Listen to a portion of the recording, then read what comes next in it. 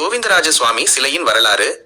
நம்ம திருப்பதியில் இருக்கும் மஞ்சுநீலகுண்டத்தில் தான் உண்மையான கோவிந்தராஜ சுவாமியின் அசல் விக்கிரகம் இருக்கிறது என்பது உங்களில் எத்தனை பேருக்கு தெரியும்?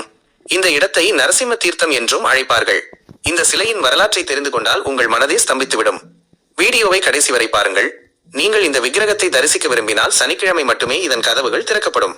முதலில் இந்த வீடியோவை உங்கள் குடும்பத்தினருக்கும் நண்பர்களுக்கும் பகிருங்கள். சிலையின் வரலாற்று பின்னணி. இந்த விக்கிரகம் முதலில் சிதம்பரத்தில் இருந்தது.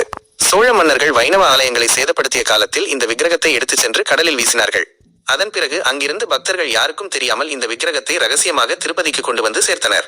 அதன் பின்னர் ஸ்ரீ ராமானுஜர் இந்த விக்கிரகத்தை எடுத்துச் சென்று கோவிந்தராஜ சுவாமி கோயிலில் பிரதிஷ்டை செய்ய நினைத்தார். ஆனால் அந்த விக்கிரகத்தில் சிறிய சேதம் பின்னம் இருந்த காரணத்தினால் அதற்கு பூஜைகள் செய்யக்கூடாது என்பதற்காக இந்த விக்கிரகத்தை கொண்டு வந்து இந்த மஞ்சுநீல குண்டத்தில் வைத்தார்கள். அதன் பிறகு ஸ்ரீ ராமானுஜர் கோவிந்தராஜ சுவாமி கோயிலில் சுண்ணாம்பு மற்றும் மணல் கலவையால் சுண்ணப்பாறை ஒரு விக்கிரகத்தை செய்து அங்கே பிரதிஷ்டை செய்தார். இதுதான் இந்த விக்கிரகத்திற்கு பின்னால் இருக்கும் வரலாறு. இந்த வீடியோவை மிகவும் சிரமப்பட்டு உருவாக்கியுள்ளேன். வீடியோ பிடித்திருந்தால் உங்கள் குடும்பத்தினருக்கும் நண்பர்களுக்கும் ஷேர் செய்யுங்கள். மற்றொரு வீடியோவில் உங்களை சந்திக்கிறேன்.